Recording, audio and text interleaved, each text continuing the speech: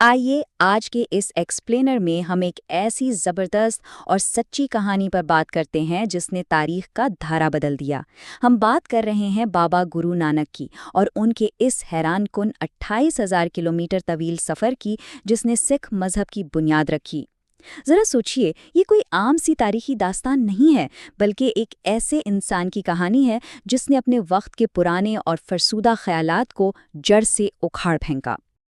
अब हम इस सफ़र को चंद हिस्सों में समझेंगे। सबसे पहले हम 15वीं सदी के हिंदुस्तान पर एक नज़र डालेंगे, फिर सिख मत का आगाज़, इसके बाद तौहीद और पंच खंड के फ़लसफ़े को समझेंगे, फिर उनके 4 लंबे सफ़र यानी उदासियाँ, करतारपुर का एक बिल्कुल मिसाली मुआशरा और आखिर में उनकी रूहानी मेरास पर बात करेंगे।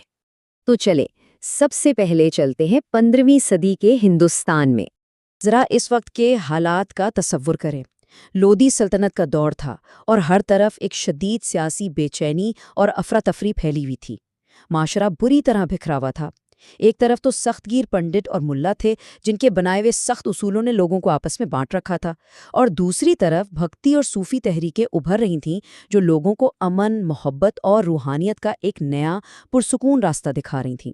यानी एक तरफ सख्त मजहबी पाबंदियां थीं और दूसरी तरफ आम लोग जो बस प्यार और एक होने के तरसे हुए थे। कितना गहरा तज़ाद था ना। और बिल्कुल इसी माहौल में सिख मज़हब का आगाज़ होता है। साल था 1469 जब पंजाब के इलाके तलवंडी में गुरु नानक पैदा हुए। और हैरत की बात यह है कि उन्होंने बचपन से ही उस वक्त के राइज निज़ाम को चैलेंज करना शुरू कर दिया था। उनका नाम नानक रखा गया, जो इत्तेफाक से हिंदुओं और मुसलमानों दोनों में यकसां पसंद किया जाता था। फिर सिर्फ 13 साल की उम्र में उन्होंने वो धागा पहनने से साफ इनकार कर दिया जिसे ज़ात पात की अलामत समझा जाता था। और हाँ, उनका मशहूर खरा सौदा वाला वाक़या तो आपने सुना ही होगा। जब उनके वालिद ने उन्हें कारोबार के लिए पैसे दिए तो उन्होंने उन पैसों से भूखे साधुओं को खाना खिला दिया। इन बातों से साफ पता चलता है कि उनका जहन शुरू से ही इंसानों की बनाई हुई इन झूठी दीवारों को नहीं मानता था, और उनके नज़दीक इंसानियत हर रस्म व रिवाज से बालातर है। ना कोई हिंदू है, ना कोई मुसलमान। ज़रा गौर करें इस जुमले पर। ये वो सादा मगर बिल्कुल इनकलाबी ऐलान था जो काली बैन नदी के उस मशहूर वाक़े के बाद सामने आया। कहा जाता है कि गुरु नानक 3 दिन तक इस नदी में गायब रहे और जब वापस आए तो उनके पास दुनिया को जोड़ने वाला ये कमाल का पैगाम था। बस यहीं से उनके एक बाकायदा और अजीम रूहानी सफ़र का आगाज़ होता है। आगे बढ़ते हैं और उनकी तालीमात यानी तौहीद और पंचखंड के तसव्वुर को ज़रा तफसील से समझते हैं।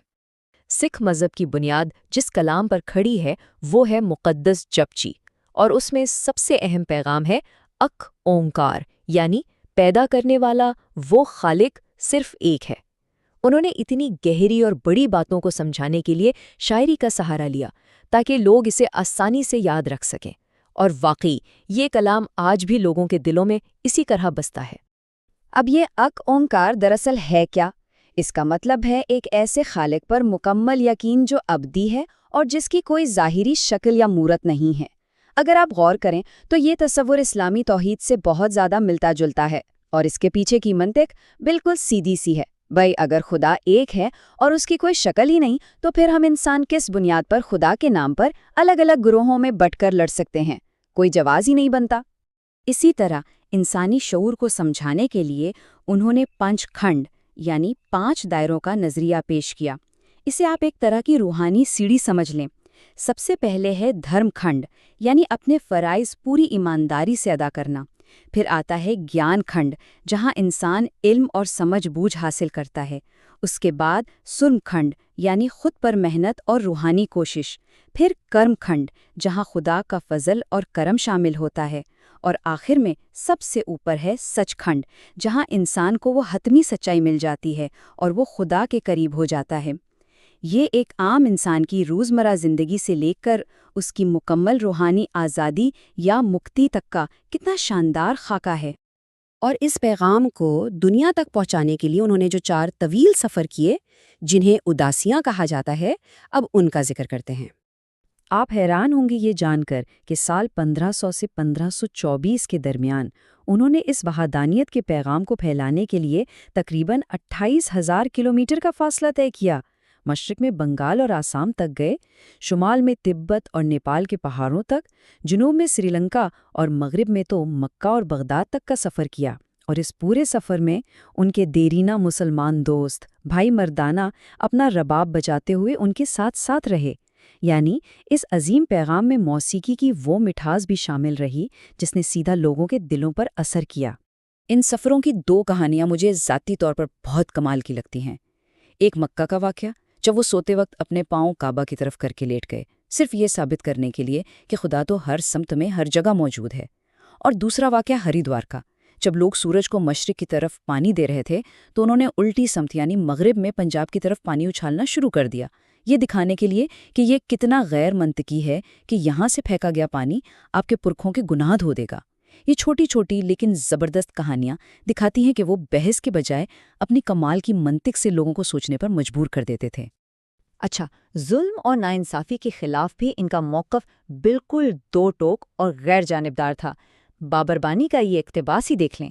اس میں انہوں نے بابر کی حملہ آور فوج کی کھلے عام مذمت کی، کیونکہ اس فوج نے ہندوؤں اور مسلمانوں دونوں پر برابر ظلم ڈھایا تھا۔ انہوں نے کبھی یہ نہیں دیکھا کہ ظالم کون ہے اور مظلوم کس مذہب کا ہے، وہ بس ناانصافی کے خلاف ڈٹ گئے۔ اس سچ بولنے کی وجہ سے انہیں قید بھی کاٹنی پڑی، لیکن ان کے سچ میں اتنی طاقت تھی کہ خود بابر کو بلاخر انہیں اور ان کے ساتھ مزید 30,000 قیدیوں کو رہا کرنا پڑا۔ اب آتے ہیں ان کی زندگی کے ایک بہت ہی اہم حصے کی طرف، یعنی کرتارپور میں ایک مثالی معاشرے کا قیام۔ اتنے لمبے اور کٹھن سفروں کے بعد دریائے راوی کے کنارے انہوں نے ایک بستی بسائی جسے کرتارپور کا نام دیا گیا۔ اس کا مطلب ہے خالق کی بستی۔ یہ کوئی عام بستی نہیں تھی، بلکہ ایک ایسی جگہ تھی جہاں ذات پات، صنف یا مذہب کو ایک طرف رکھ کر ہر انسان کو بالکل برابر سمجھا جاتا تھا۔ سچ پوچھیں تو یہ بستی ان کی پوری زندگی کی سوچ اور تبلیغ کا عملی نمونہ تھی۔ انہوں نے اپنے فلسفے کو کتابوں تک محدود نہیں رکھا، بلکہ اسے ایک جیتے جاگتے معاشرے کی شکل دے دی۔ اور یہ معاشرہ چلتا کیسے تھا؟ بہت ہی سادہ لیکن کمال کے اصولوں پر۔ پہلا تھا لنگر، یعنی سب لوگ چاہے وہ کوئی بھی ہوں ایک ہی جگہ زمین پر بیٹھ کر اکٹھے کھانا کھائیں گے۔ دوسرا اصول تھا مشترکہ محنت، کھیتوں میں مل کر کام کرنا تاکہ انسان کے اندر کی انا اور غرور ٹوٹے۔ اور تیسرا تھا ونڈ چھکنا، یعنی اپنی کمائی اور وسائل کو دوسروں کے ساتھ مل بانٹ کر استعمال کرنا۔ ذرا سوچیں، روزمرہ کے ان چھوٹے چھوٹے کاموں کے ذریعے وہ روزانہ لوگوں کے ذہنوں سے برتری یا کمتری کا احساس ختم کر رہے تھے۔ بالآخر ہم اس سفر کے آخری حصے پر آ پہنچے ہیں، یعنی گرو نانک جی کے آخری ایام اور ان کی عظیم روحانی میراث۔ سال 1539 میں جب ان کی زندگی کا آخری وقت قریب آیا تو جانشینی کا ایک بہت اہم فیصلہ ہونا تھا، اور یہاں بھی انہوں نے دنیا کو حیران کر دیا۔ انہوں نے جانشین کے لیے اپنے بیٹوں کا انتخاب نہیں کیا، بلکہ اہلیت اور قابلیت کو فوقیت دی۔ انہوں نے بھائی لہنا کو، جو بعد میں گرو انگد کہلائے، ان کی بے لوث خدمت اور سچی لگن کی بنا پر اپنا جانشین چنا۔ یہ فیصلہ اس بات کا سب سے بڑا ثبوت تھا کہ وہ پیدائشی حق، خاندانی مراد اور ذات پات کے خلاف جو زندگی بھر کہتے رہے، آخر وقت تک اس پر سختی سے قائم رہے۔ لیکن ان کی وفات کے وقت ایک بہت ہی انوکھی اور جذباتی صورتحال پیدا ہو گئی۔ ان کے پیروکاروں میں یہ بحث چھڑ گئی کہ اب ان کی آخری رسومات کیسے ادا کی جائیں۔ ہندو پیروکار چاہتے تھے کہ چادر کے دائیں جانب پھول رکھے جائیں تاکہ وہ ان کی چتا جلا سکیں، اور مسلمان پیروکاروں نے بائیں جانب پھول رکھے تاکہ وہ انہیں اسلامی طریقے سے دفنا سکیں۔ کتنی عجیب بات ہے نا؟ دونوں ہی مذاہب کے لوگ انہیں اتنی شدت سے اپنا سمجھتے تھے۔ اور پھر اگلی صبح جو منظر سامنے آیا وہ کسی معجزے سے کم نہیں تھا۔ جب چادر ہٹائی گئی تو وہاں کوئی جسم نہیں تھا، لیکن حیرانگی کے طور پر دونوں طرف رکھے گئے پھول بالکل تازہ تھے۔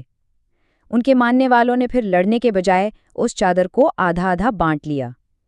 یہ واقعہ اپنے پیچھے ایک ایسا کرشماتی اور گہرا سبق چھوڑ گیا جو آج بھی ہمارے لیے بہت اہم ہے۔ تو آخر میں یہ سوال ہم سب کے لیے ہے، کیا مشترکہ انسانیت اور برابری کا یہ خوبصورت پیغام آج کی اس بٹی ہوئی اور تفریق کا شکار دنیا کے زخم بھرنے کے لیے استعمال نہیں ہو سکتا؟ یہ یقیناً ایک ایسا خیال ہے جو ہم سب کو دیر تک سوچنے پر مجبور کرتا رہے گا۔